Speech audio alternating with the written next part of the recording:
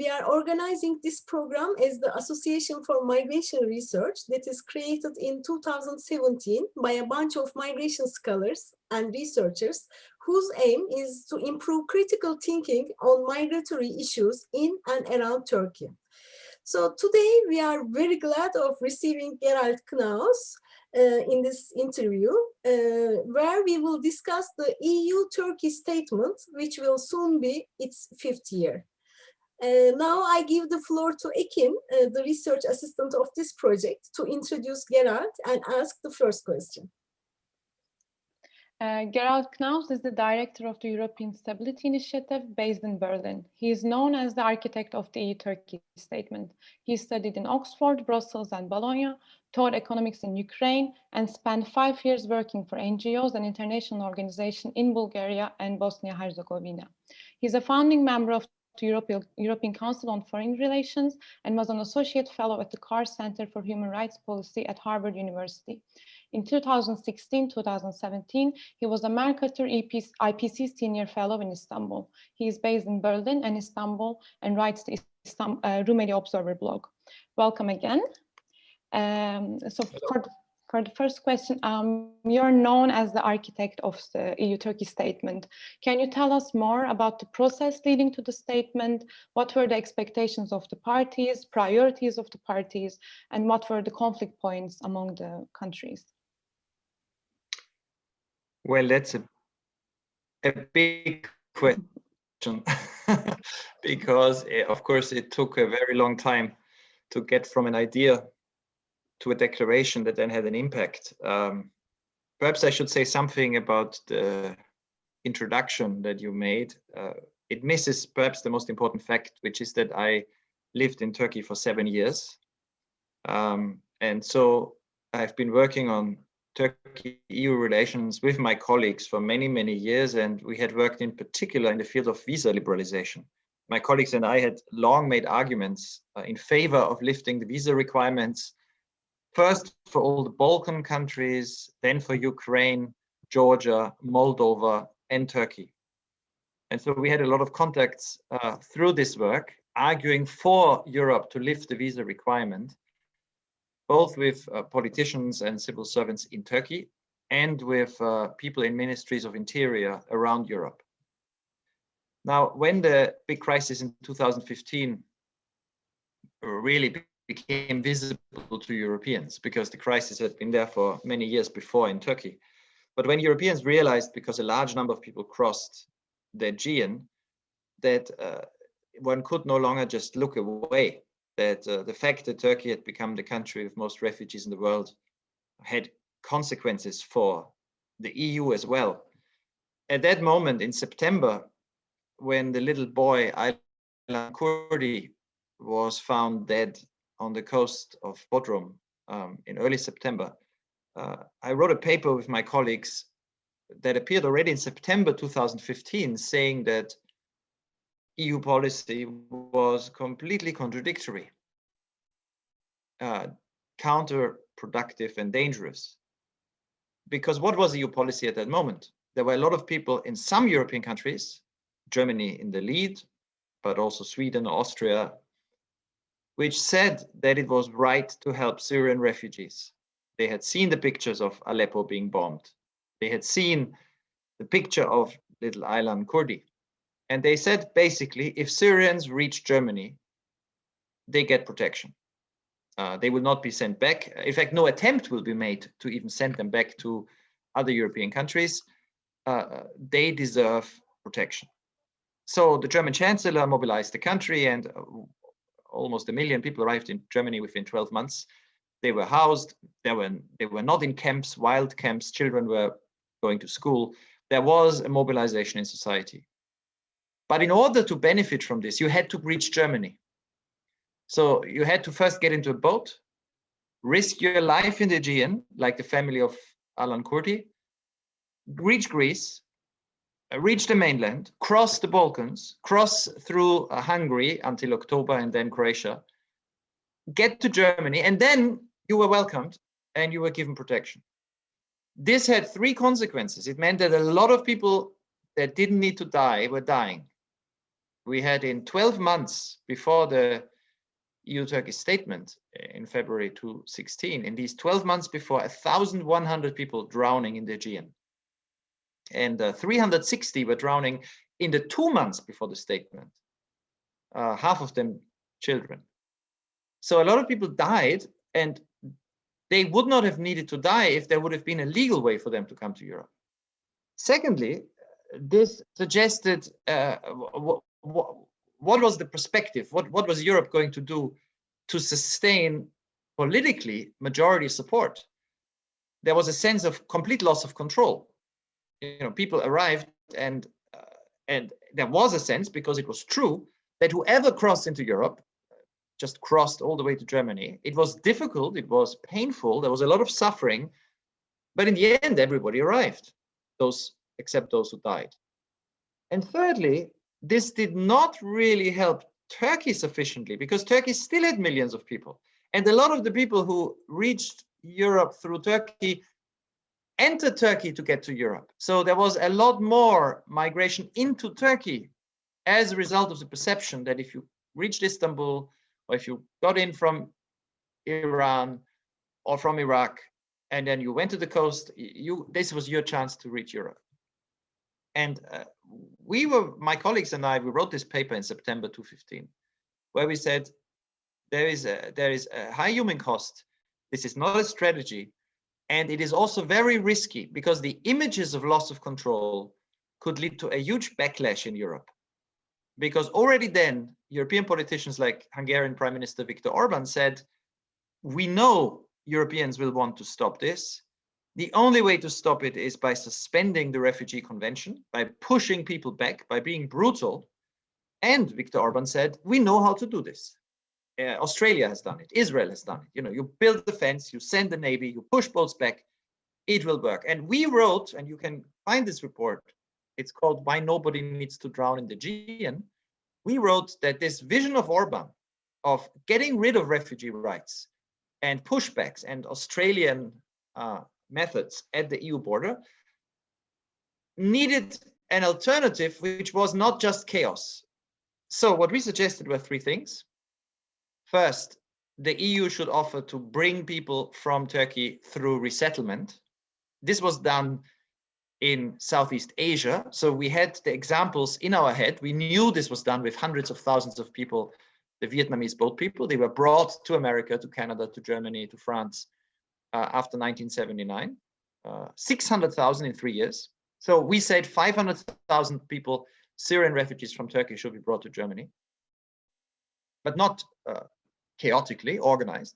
Secondly, Europe and Turkey had an interest that people didn't drown in the Aegean. So we suggested that there was an arrangement where from a cutoff date, Turkey would say, we take back those who leave Turkey to go to Greece to stop the irregular arrivals. So bring in a lot of people regularly, stop the irregular arrivals so you save lives, and you also restore a sense of control. Thirdly, offer Turkey visa liberalization in return, which Turkey had wanted for a long time. And fourth, support and begin to seriously support those refugees who are still in Turkey and who will remain in Turkey financially. That was the pillars. It required cooperation, and we said from the start that this cooperation would not be between everyone in the EU, because some didn't care about this issue. It should be between those in the EU who care about the Refugee Convention, and this was especially Germany. So we called it a Merkel plan and suggested that Germany and Turkey agree on this first, and then others can join. So that was the paper. And then from that moment on, we wrote a lot more about details. I traveled around a lot. I gave many interviews. I talked to policymakers. What happened was that this paper ended up in the hands of a Dutch politician whose party was in the government in the Netherlands. The Netherlands were preparing the EU presidency. They assumed in early 2016. So the Dutch Prime Minister was given our paper by his coalition partner. Mark Rutte read it. He said, let's try this. So the Dutch and the Germans then negotiated with Turkey. But the turning point was when the Turkish government, which also knew our paper, and I'd been to Ankara and I'd been talking to lots of Turkish ambassadors, regularly, I mean, weekly in those weeks, when the Turkish government actually decided that this was in Turkey's interest. And as you know, it was proposed by the Turkish government to the Germans and the Dutch on the 7th of March 2016 in the Turkish embassy in Brussels. The Turkish ambassador, and in his room, they were sitting, Chancellor Merkel, Prime Minister Rutte from the Netherlands, Turkish Prime Minister, diplomats. And that's when Turkey put on the table basically our proposal. And that's how it became the EUTurkey Statement. So thank you very much for this very bright picture about the events that has happened prior to the statement. And from this perspective, it has been really an important step for the liberal member states of the European Union, especially vis-a-vis the countries such as Hungary or Austria. Yet at the same time, the deal has been severely criticized by migrant and human rights organizations for violating international law and norms of refugee protection. One of the points that has been underlined in this regard was Turkey's inability to provide effective protection for refugees. You know, like that Turkey is still maintaining geographical limitation, etc., on Geneva Convention.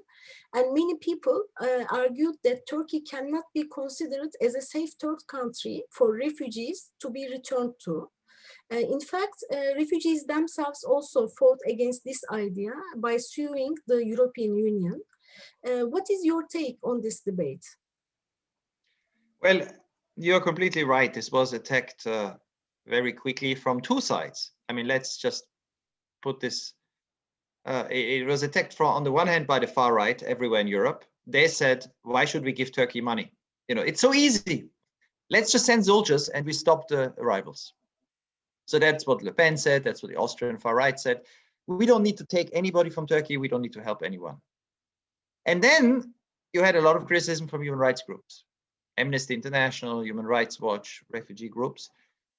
But I was never quite sure what they were criticizing exactly, because if you read the EUTurkey Statement, it's not a law, it's a statement. So it doesn't change laws.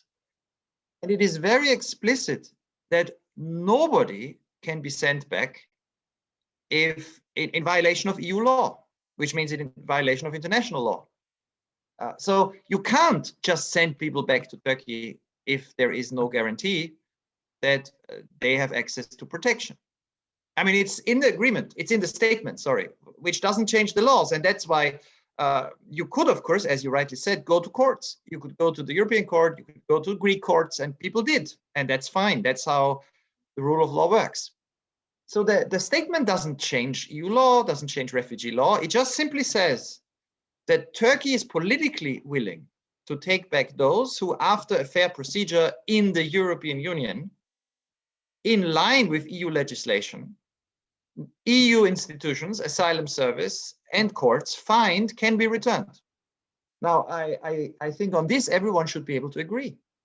The question then is, what do you need to make it work? And what we saw in the years since 2016 is that this requires two things. It requires the ability to determine quickly who needs protection. So how many caseworkers do you have on the Greek islands? Do they have legal advice? Do you have an appeals commission that can make a decision on an appeal? If you can't do that, it simply means you can't send people back. And this is what happened.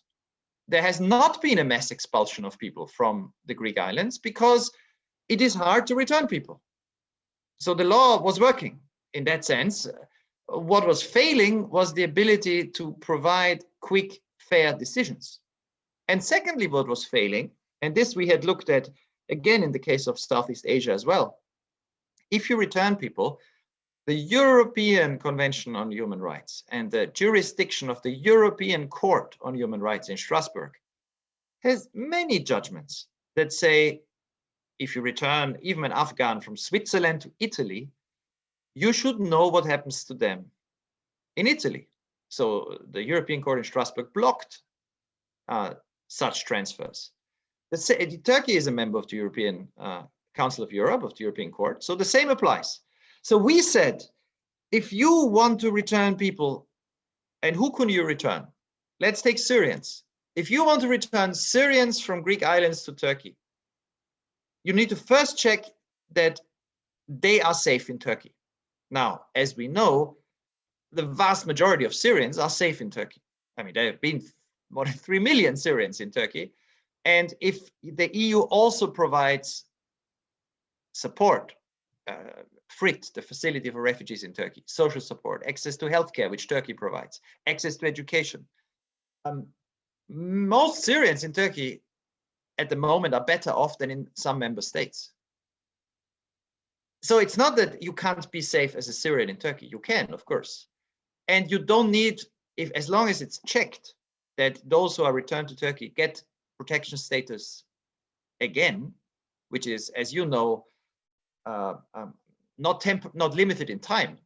I mean, it allows Syrians without an individual asylum status determination to stay in Turkey. And that's what the commitment was. Turkey said they would do that. Yeah, but Now, certainly it's different for Afghans. Yeah, I would ask about the non-Syrian people. Yes, so it's different for the others. It's different for the others because there you would need to have an assessment on the merit of whether they're refugees or not. The idea some in the EU had that you could return Afghans, for example, to Turkey, also by saying they are safe in Turkey and they can apply for protection in Turkey, requires evidence of a functioning asylum system in Turkey, which we don't have. I mean, that is a problem. Turkey has a law which says you can apply for protection, but it's, as we know, and you will know this even better, it's not very clear how many people have been able to get protection under this new law. And so Europe has never been able to do that so far. So the only people who could be returned were those where in Greece you make the full asylum procedure. You say this Afghan is not a refugee, and then many appeal, so you then have an appeal. You can return non-refugees. That's in line with the Refugee Convention. What you cannot do or could not do was declare such applications inadmissible. So we've said from the start, these problems were obvious from the start, and we said from the start, what you need to do is either be able to make quick, full asylum decisions on the Greek islands, and let's just add this would have been possible because the number of people who crossed fell so quickly. In the 12 months before March 18, you had 1 million people cross from Turkey to Greece. I mean, almost exactly 1 million. In the 12 months after, it was 26,000. Now, for 26,000 people in 12 months, if you have 200 asylum caseworkers, if you have 10 appeals panels, which is the structure they had in Greece, you should be able to determine within a few weeks if they need protection or not. This number should not be impossible to handle, because if that number is impossible to handle, asylum has no future in the world, because it's often bigger numbers, right? And if people then have to wait for 20 years for a decision, you don't have a right to asylum. So we said, this number, you could make decisions. And the other thing you could do is you could make sure that those who are returned to Turkey, if they're Syrians, you monitor. Are they given the rights that were promised on paper? Those who are rejected after full asylum procedure and are returned to Turkey, you know, they can also be returned legally because they are not then refugees after a fair procedure in the EU. But there is a third option, which is those who are returned to Turkey get a fair procedure there. If it is a small number, it should be possible, and we've argued that even UNHCR should be able, Turkey could invite the UNHCR to do a fair as they do all around the world. They're the third biggest agency giving protection in the world. You know, the first is the Germans, but then the third is UNHCR. They make this all around the world, asylum status determination. Turkey could say, for those who are returned from the Greek islands, UNHCR does it, and those who get protection could be resettled. Now, these are all difficult things to implement, But let's just say the alternative to implementing this is what we see in the last year, which is Orban's plan. What we see in the last year is there's not much effort to process and check and return and monitor. What we see in the last year is brutal pushbacks. We see brutal pushbacks at the land border between Greece and Turkey. We see it in the Aegean. We see it on the border of Croatia with Bosnia-Herzegovina. We see it on the border of Hungary with Serbia. Europe is getting used to do what Australia did for 7 years. And that's the worst of all worlds, because what that means is majorities in European countries are abandoning the Refugee Convention. Governments with support of their public are breaking EU law regularly. And that means that for Turkey, it's the worst of all worlds, because there's no incentive then to give more assistance for refugees in Turkey. In the last year, very few people reached Europe from Turkey because of the brutality, which is exactly what happened with Australia, when Australia started pushing people back with its navy and moving those who arrived to some islands where they were treated in such a way that they prefer not to come. That's what is happening at the moment in the European Union. And so my colleagues and I, we had been worried about this for 5 years. We always worried that Australia would become the model. It is becoming the model. And it's not in Turkey's interest. It's not in the interest of refugees. And it's in fact a real threat to the rule of law at Europe's borders.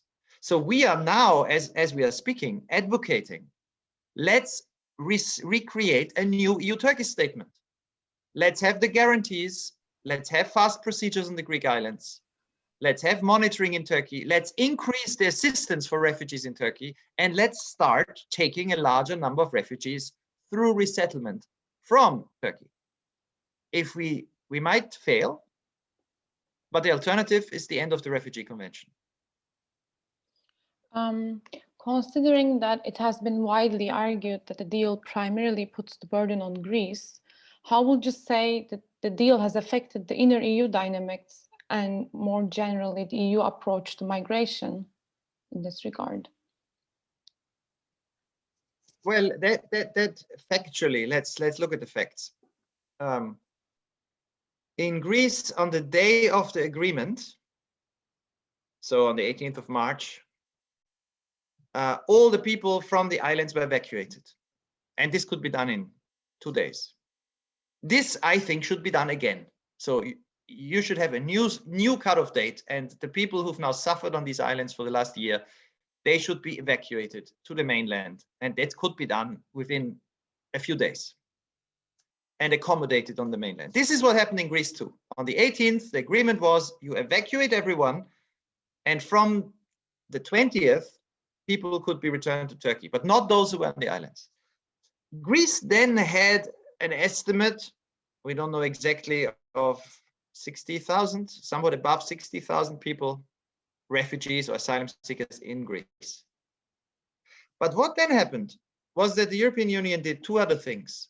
It started to relocate people from the Greek mainland. So 22,000 people were brought from the Greek mainland to Portugal, Finland, Germany, France. This had been decided before, but it wasn't done until the EUTurkey Statement. Until the EUTurkey Statement, the total number of people brought from Greece to Europe was 600. In the 18 months after the statement, it was 22,000. Why? Because now Greece had an interest in relocation. Right? Greece had an interest that it was being helped. So what was happening was that the number of refugees, asylum seekers in Greece fell. People kept coming in small numbers after the EUTurkey Statement, about 2,500 a month on average. But the European Union started bringing people from the mainland to other countries in an orderly way. So for Greece, for the next 3.5 years, the burden or the challenge did not increase. The danger was that this created a complacency. So there was an immediate crisis on the islands because people, instead of having a quick processing, were stuck on the islands, and the conditions there were terrible. But let's be clear, the numbers were not high. In 2017, sort of 1 year after the agreement, the total number of people on the islands was less than 6,000 on all the Greek islands together. So if we are not able, with almost, Greece received more than 2 billion. By now it's almost 3 billion euros from the EU to look after a small number of refugees. If we are not able in the European Union to accommodate 6,000 people humanely, it's not for lack of capacity, it's for lack of will. And so what was then happening was that instead of fast processing and instead of returning those who could be returned, and instead of serious and humane accommodation efforts, the islands became Australia. This was not what the agreement foresaw. And we know it's not linked to the agreement because we've had it the whole of the last year. It's gotten worse when Turkey said we no longer take anyone. Greece still keeps more than 15,000 people on the islands. Why? Turkey has said it will not take anyone 1 year ago, end of February 2020. They are on the islands as deterrents. They are on the islands to send a signal. Look, if you come to Europe, it will be worse than if you stay in Turkey or in Afghanistan. That is Australia. And that's terrible because it's illegal. So we are advocating that you need to find a better way that is in the interest of Greece, of Turkey, of refugees, and of the Refugee Convention. And that interest, I mean, I ask experts elsewhere, tell me what you think can be agreed in 2021 that restores legality, helps refugees, the millions who are now in Turkey, get more support, helps Greece, restores relocation, and affirms the right to a fair asylum procedure. I mean, we have a proposal which we've sent out to many people. Yeah, this is the question. This is the exact question that we wanted to ask you, like what can be the feasible alternative for long-term solutions that respects human rights and enable refugees to pursue a life in dignity and safety? Because as you very well described, I mean, the current situation in the islands in Greece and also on the migratory routes is actually the picture of the EU externalization policies and the shifting of responsibility towards third countries like Turkey or Greece. I mean, so you see the new hierarchies of these shifting responsibilities. But the alternative is a big question. If you want, before, I mean, this big question we keep in mind, but I want to ask you a more specific question on these past 5 years. There has been many turbulent moments for the EU-Turkey relations, and one of them was probably the March 2020, the Edirne events, as you can remember, last year, just before the pandemic started at the Turkish-Greek border.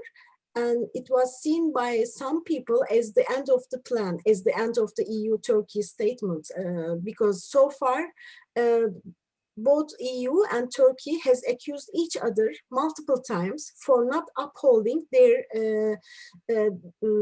promises about the deal. So, for instance, the famous visa liberalization that never happened, or the EU accession process of Turkey that has been stopped very quickly, etc. But mainly the visa liberalization has been like a never achieved dream of Turkey, you know, like, so, and before you, we also conducted interviews by some political scientists, and some of them said that we knew since the very beginning of the statement that this was just a false aspiration, or how to call it, like an empty dream, you know, like that could never be realized. However, anyway, I can never know that it disagree. Yeah, of course. I mean, this is just some of the political scientists. No, I know, yeah. I know. Yeah, I know. I mean, just on this point, I know that you know, first of all, the EU lifted visa requirements for Ukraine in 2017, which has a war and which is more than 40 million people. It lifted it for Georgia. It lifted it for Moldova. It lifted it for all the Balkan countries. And my colleagues and I have been very active on this. So I know that it is possible. And I also know that in 2016, when the Turkish Prime Minister said, we want visa liberalization by the summer of 2016, the Germans and the French were in favor. Mm-hmm. What then happened was that Turkey said, actually, it's fine if it's by the autumn. And we can have it in autumn 2016. That came from Turkey. The pressure was let off. And then you had a coup attempt in Turkey. And after that coup attempt, a lot of things happened, including there was less interest to let a lot of Turks travel. You know, passports were taken away, blue passports, right? And there was a state of emergency. There was a lot. So in Europe, the sense that there was always a roadmap for visa liberalization. And in Europe, the sense was this roadmap was no longer met. I think visa liberalization is still in everyone's interest. I also know it's possible, but it's only possible if there is a sense in Europe that you will not have a large number of asylum seekers come to Europe. And so the statistics on how many Turks apply for asylum in the EU and receive it, which is a reflection of how European courts perceive human rights in Turkey, that's the key for success in visa liberalization. So to get to visa liberalization success, there must be a sense in Europe that the human rights situation in Turkey is as good as the human rights situation in Bosnia or Serbia. Now, this is a win-win. If the human rights situation in Turkey would be improved, everyone benefits. And I am sure that visa liberalization is in everyone's benefit. And it is possible. But the agreement, the core of the agreement for the EU was, of course, to say we are making available the biggest amount of assistance for refugees in a third country in the history of the EU. You know, 6 billion in 4 years. The budget of UNHCR in the whole world is less than that. So it's not a lot considering the number of people that you have in Turkey, that Turkey has received, but it is a model. I think it is not enough. It should be continued for another 5 years. But this money had an impact, and it was actually delivered. It was mobilized. The trouble then was that some in the EU made a big mistake. After 4 years in which the arrival numbers were low, the sense was perhaps we don't need to promise Turkey anything more. And so in late 2019, my colleagues, we asked in Brussels all the time, we said, so what now? The money was for 4 years. Okay, it wasn't all spent, but it was all programmed. By the end of 2019, 6 billion were programmed. So one knew what it was for. What next? And there was no answer. And so then I think that explains in part why in Turkey there was a sense, okay, what's the advantage for us? We have all these refugees, the number is increasing. We have 3 million in northern Syria on our border, and Europe is sort of trying to sneak away, saying, okay, that's it, no more support. That was a huge mistake on the part of the European Union. I think Turkey also made a huge mistake then, because some in Turkey believed, perhaps, that if you want to press a button, you can send refugees to Europe. Remember in February, late February, 1 year ago, people being bussed to the border. That was a big miscalculation because it underestimated, and everyone lost here. Everyone lost. It was cynical to move refugees to the border. You don't do that. In winter. It was also terrible how the EU responded with force, with violence. You know, people were just pushed back. This was completely against European law. But it worked. And that's how a lot of Europeans, like Orban, had said all the time, we should do it. They said, listen, this is the solution. So Turkey actually lost everything. People didn't come in large numbers. The refugee convention was no longer guiding the policy of the EU. The number of refugees remains as high in Turkey as it continues to grow. And there is no more promise of assistance. But the EU lost also, because anybody who cares about legality cannot be accepting what we have now. So what I've been saying in Turkey and in Greece and in Brussels and in Berlin, let's find a better solution. Let's restore legality. There should be no pushbacks at sea and at land. There needs to be a new agreement. There needs to be another 6 billion for Turkey for the next 5 years. There needs to be more resettlement from Turkey. And there needs to be the ability to process applications in the EU quickly and fairly. And there needs to be a new dialogue on the 3 million internally displaced in northern Syria. This is not just a problem for Turkey. You know, we know that Assad might be willing, the regime might be willing to just push them out of Syria. I mean, this is a big problem, and this should be at the top of the international agenda.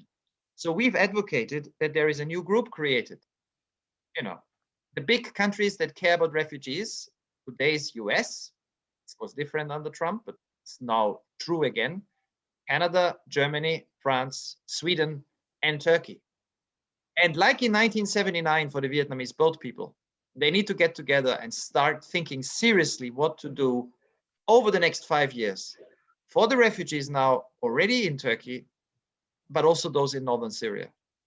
But to get there, we need a new statement. And we need to get it fast, because the alternative is that Europeans get used to, and I will never get used to it, but governments and majorities get used to and say, listen, this works.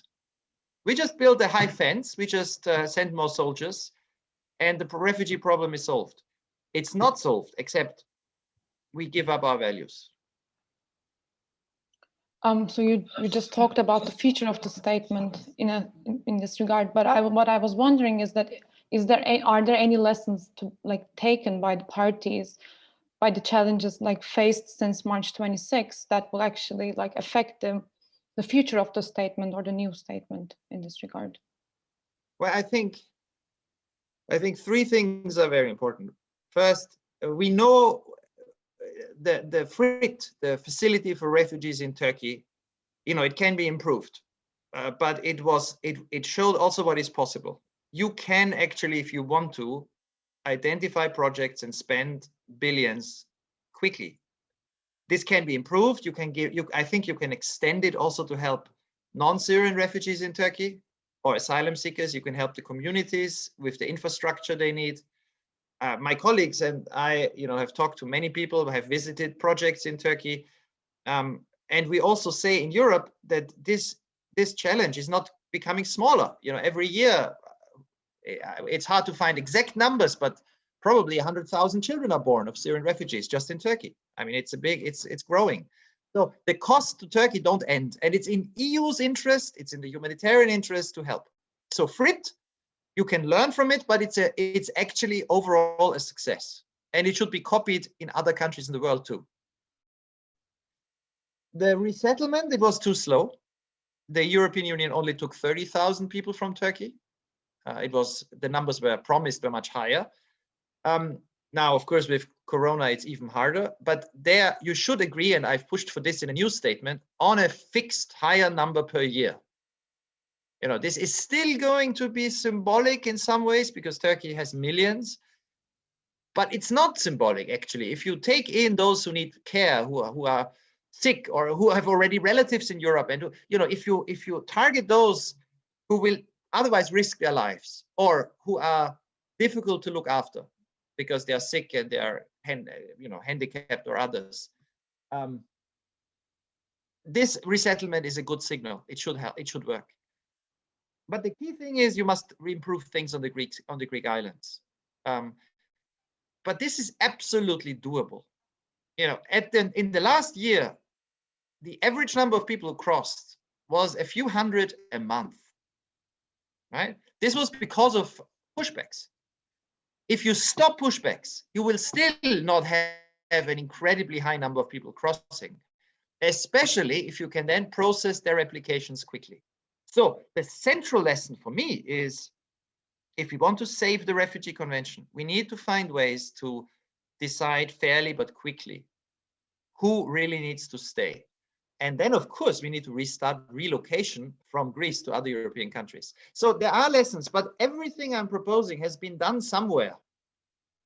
You know, it's not impossible. And it's about showing the world that the richest continent in the world, Europe, and the country with most refugees in the world, Turkey, can cooperate in a way that stops the brutality that we see today at the border, that the Refugee Convention and the right to asylum has a future. If we don't succeed in getting a new statement, everyone loses. Thank you very much, Gerald Knaus, for this very interesting interview. It has been really important for us to hear the perspective, your perspective, first of all, but also the evaluation of this last 5 years. And we are really looking forward to read the draft that you are working on about the new statements. I think, as you said, you are working on such a draft. When it is gonna be public or discussed, or is it going to be presented somewhere? Yes, of course. Well, we wrote already last April, and I've been in the media a lot in Germany. I talked to a lot of policymakers, and now we are trying to get. I mean, we try to understand what the concerns are on all sides, including Turkish side, because what I always say in Brussels or Berlin is, Turkey is, with everything one can criticize in Turkey. When it comes to refugees, there's no country that has done as much as Turkey worldwide in the last years. There was a lot of excitement recently. You probably heard it about Colombia, right? Colombia was saying, we are offering 1 million Venezuelans the right to stay for 10 years. And UNHCR said, fantastic. And it's true, but Turkey offered the same right to more than 3 million Syrians.